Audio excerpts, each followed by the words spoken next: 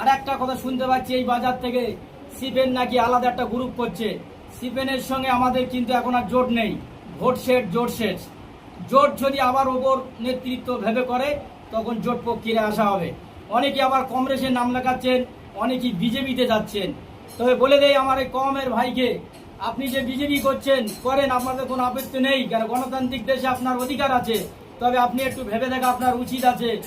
ভেবে আপনি একটু দেখবেন, যখন বালিশে মাথা দিয়ে চিন্তা করবেন যে আমি আমার কমকে ক্ষতি করছি, আমার কমকে বাঁচাবার স্বার্থে, কমের যে প্রজন্ম আসছে তাদের বাঁচাবার স্বার্থে আমরা এই কিন্তু রাজনীতি দলটা করেছি।